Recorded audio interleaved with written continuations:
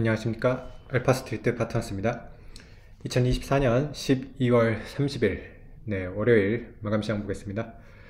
코스피지수가 0.2% 빠져서 2399로 마감을 했습니다. 오늘 올해 마지막 거래일이었는데요. 마지막 날까지 하락으로 마감을 하네요. 오늘 제법 상승을 했었거든요. 오전에만 해도 오늘 장중 최고를 보면 2429까지 가면서 거의 1% 가까이 상승을 했었는데 외국인이 결국에는 팔았어요. 오전에 약간 매수를 하는 것 같더니만 결국에는 1200억 매도를 하면서 지수 하락을 이끌었습니다. 그래서 올해 결국에 2400 밑에서 이렇게 마감을 하네요. 뭐 거의 2400이긴 한데 2399 이렇게 마감을 하게 됐습니다. 올해 증시 보시면 요때죠. 7월 12일인데 이때 거의 2900까지 갔다가, 그러니까 상반기는 이렇게 쭉 올랐어요. 그리고서 하반기 때 이렇게 크게 빠지면서 결국에는 올해 자체만도 보면 연초 대비로 꽤 빠졌습니다. 연초 대비 지금 9.6% 빠진 걸로 이렇게 나오고 있거든요. 거의 뭐 10% 가까이 이렇게 하락을 하면서 마감을 했습니다. 사실 올해 증시를 쭉 둘러보면 이제 상반기에 이렇게 올랐던 게 좀 상법 개정이나 이런 것들이 좀 될 거라고 보면서 외국인들이 많이 들어왔다가 오히려 하반기 들어가지고 이제 정부에서 좀 뭐 반대 입장을 내놓고 이러면서 실망해가지고 외국인들이 굉장히 많이 팔았거든요. 그래서 좀 그런 것들이 많이 아쉬운 그런 한 해가 아니었나 이렇게 생각이 듭니다. 금요일 이제 미국 시장 같은 경우는 하락을 했습니다. 다우가 0.77% 빠졌고요. 나스닥이 1.49% 빠졌는데요. 나스닥 같은 경우는 하락폭이 제법 나왔습니다. 거의 뭐 1.5%가 빠졌으니까 제법 빠지긴 했는데, 워낙 뭐 미국 증시가 높은 수준이었기 때문에 지금 나스닥이 빠져봤자 19,700인데 이게 사상 최고치 대비 한 2.5% 정도밖에 안 빠졌어요. 그래서 여전히 굉장히 고공행진을 하고 있는 미국 증시입니다. S&P 같은 경우는 더 안 빠졌어요. S&P 같은 경우는 거의 한 2% 정도 이렇게 빠진 것 같고요. 다우가 그래도 좀 더 빠졌는데 다우 같은 경우는 한 4%, 4.5% 정도 이렇게 빠진 것 같습니다.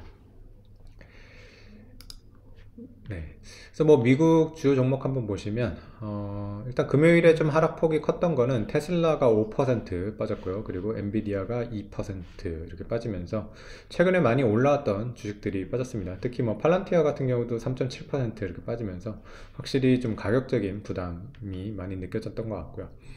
뭐 전체적으로 다 빠지긴 했는데 나스닥 쪽이 좀 더 하락폭이 컸습니다. 빅테크 쪽이 좀 더 하락폭이 큰 그런 모습이었고요. 다른 섹터들도 다 빠지긴 했는데 뭐 그렇게 많이 빠지진 않았습니다. 뭐 금융 섹터 같은 경우는 1% 안쪽으로 빠졌고요. 그리고 조금 방어가 됐던 부분은 뭐 필수 소비재 같은 경우는 조금 오르는 종목도 있기는 했습니다. 그래서 미국 증시가 계속해서 좀그 불안한 거는 있습니다. 지금 그 10년물 채권 금리 계속 보게 되는데요. 지금 4.6%가 넘어서 좀처럼 떨어지지를 않아요. 그래서 이 금리에 대한 지금 부담감은 상당하다고 봐야 될 것 같고요. 왜 이렇게 그럼 금리가 오르는가 보면 여전히 그 인플레에 대한 공포가 남아 있는 것 같습니다. 특히 이제 트럼프 정권이 되면서 오히려 인플레가 그렇게 쉽게 안 잡히는 거 아닌가, 뭐 그런 걱정도 있는 것 같아요. 어쨌든 채권 시장 같은 경우는 지금 그런 걱정을 좀 미리 반영을 해서 지금 뭐 4.6% 이상으로 이렇게 올라와 있는데, 뭐 막상 근데 예전에 이제 보면 트럼프 정권 때 그렇게 인플레가 오지는 않았거든요. 오히려 뭐 석유 같은 거나 이런 가격이 WTI나 이런 거가 안정이 되면서 인플레가 오기는 그렇게 쉽지는 않은데 확실히 뭐 이번에는 관세 이런 것 때문에도 좀 인플레 우려가 있는 것 같고요. 근데 이런 거는 뭐 지금 어떻게 보면 미리 걱정을 하는 걸 수도 있고요. 실제로 뭐 정권이 이제 시작을 해가지고 어떤 식으로 이제 정책을 하느냐에 따라 가지고 좀 달라질 수도 있는 부분이라 뭐 지켜봐야 될 것 같습니다.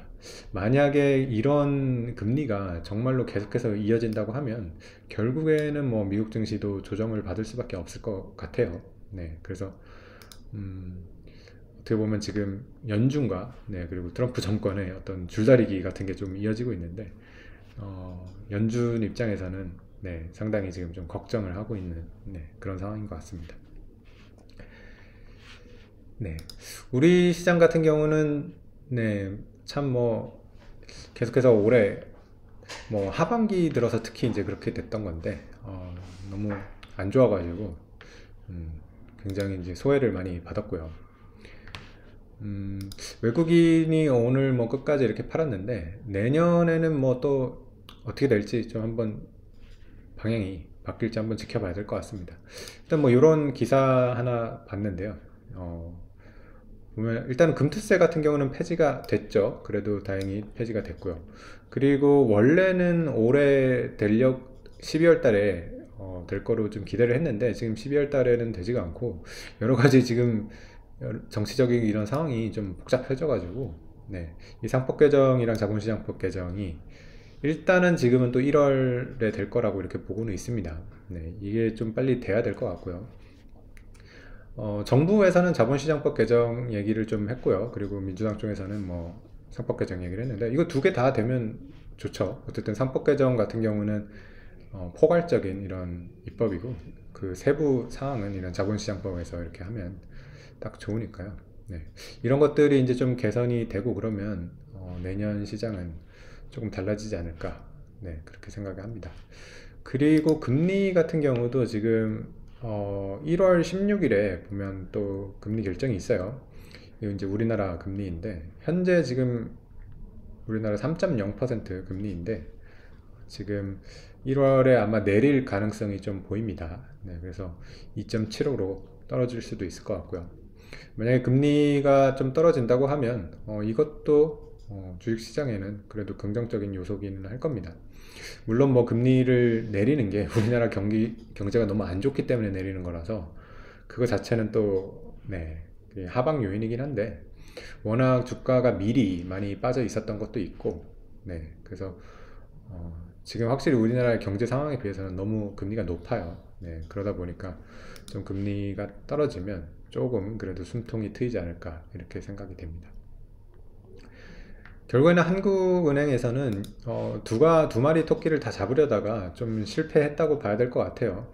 환율이나 이런 부동산 문제 때문에 금리를 쉽게 못 내렸던 것 같은데 뭐 지금 환율 같은 경우도 별로 방어가 그렇게 된 것 같지는 않거든요. 네, 3.0%라는 우리나라 이런 경제 상황에 비해서 상당히 높은 금리를 유지를 했음에도 불구하고 네, 뭐 환율 자체가 그렇게 낮은 수준은 아니라서 확실히 그 우리나라 같은 경우는 신흥국에 더 가깝다고 봐야 될 것 같아요. 선진국 같은 경우는 이런 금리 차로 인해서 환율이 결정이 되겠지만은 신흥국 같은 경우는 이 경기에 따라 가지고 환율이 거의 결정이 되기 때문에 우리나라 경기가 이렇게 안 좋으면 원화가 강세가 될 수가 없습니다. 네, 이런 거를 금리로 뭐 환율을 방어하겠다는 거는 좀 무모한 생각인 것 같고요.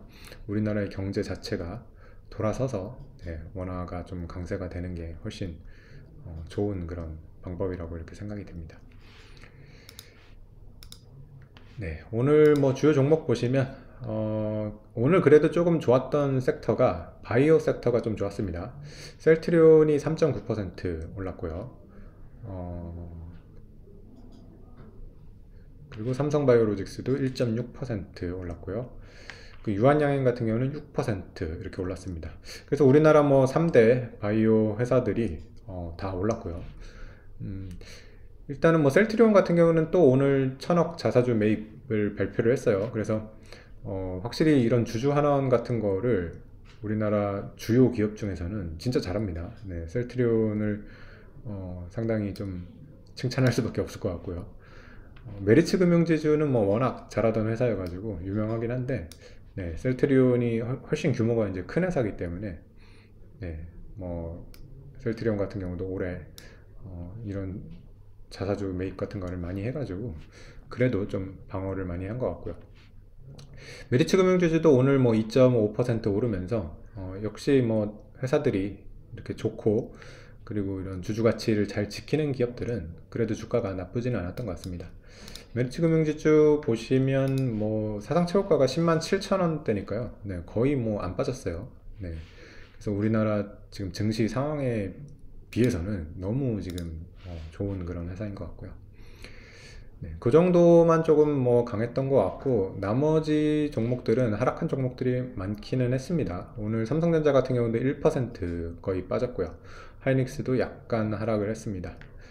네, 삼성전자 같은 경우는 외국인 매도가 뭐 계속됩니다. 오늘도 뭐 120만 주 이렇게 지금 매도로 잡혀 있어서, 네, 외국인 지금 지분율이 이제 50.5%인데, 네, 50% 밑으로 떨어지려고 하는 건가요? 네, 계속해서 좀 외국인의 이런 매도는 이어지고 있는 그런 상황이고요. 네, 그리고 다른 섹터들 보시면 또 금융주 같은 경우도 좀 안 좋아요. KB금융이 오늘 2.5% 이렇게 빠졌고요. 네, 그리고 신한지주도 1.4%, 그리고 하나금융지주도 1.4% 이렇게 빠졌습니다. 현대차 그룹 같은 경우도 뭐 좀 빠졌는데요. 현대차가 1.4% 빠졌고요.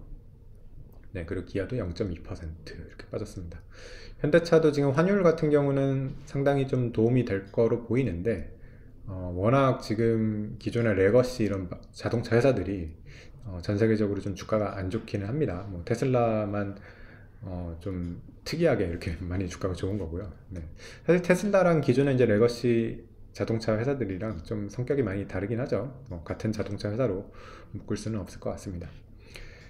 네. 현대차 같은 경우는 근데 가치 지표로는 상당히 좋아 보여요. 지금 뭐 추정 PER 4배고요.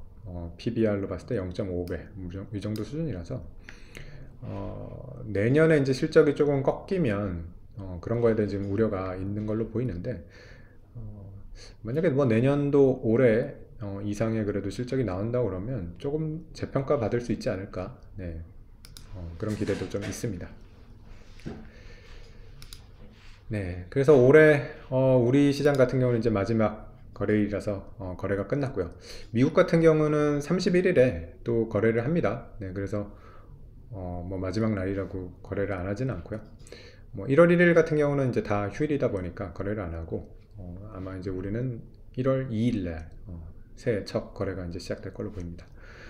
그래서 올해 한 해 뭐 이렇게 좀 성과들을 보면 결국에 코스피는 9.6% 마이너스로 이제 마감을 했고요. 중국 상해 같은 경우는 14% 상승, 그리고 니케이 같은 경우는 19% 상승, 그리고 나스닥이 가장 좋았네요. 나스닥이 31% 상승을 했고요. S&P가 25%. 미국에서는 다우가 제일 안 좋았는데 다우도 그래도 14% 이렇게 상승을 했습니다. 특히 올해 뭐 신흥국 시장 중에서는 타이완 지수가 제일 좋았어요. 대만이 29%, 네, 거의 뭐 30% 가까이 오르면서 나스닥 못지않은 그런 상승세를 보여줬고요. 그리고 독일 같은 경우도 좋았어요. 유럽이 안 좋다고 했는데 사실 유럽도 조금 많이 갈렸습니다. 독일은 19%가 올랐는데 프랑스 같은 경우는 마이너스 2.5% 그렇게 하락을 했고요. 네. 유럽 전체로 보는 이제 뭐 스톡스 지수 같은 경우는 올해 8% 이렇게 상승을 했습니다. 그래서 올해 보면 거의 국내 시장만 전 세계에서 제일 안 좋았다는 것을 볼 수가 있고요. 대부분 다 올랐는데 정말 떨어진 시장은 우리 시장이랑 뭐 프랑스 정도밖에 없는 것 같네요. 네. 그래서 뭐 2399로 마감을 했으니까 내년에는 이게 또 이제 시작 지수가 되거든요. 그래서 아마 뭐 내년에는 시작 지점이 너무 낮아서 그래도 좀 괜찮은 그런 증시가 되지 않을까. 네, 그렇게 좀 기대를 하고 있습니다. 네, 오늘 시장은 여기까지 하겠습니다. 감사합니다.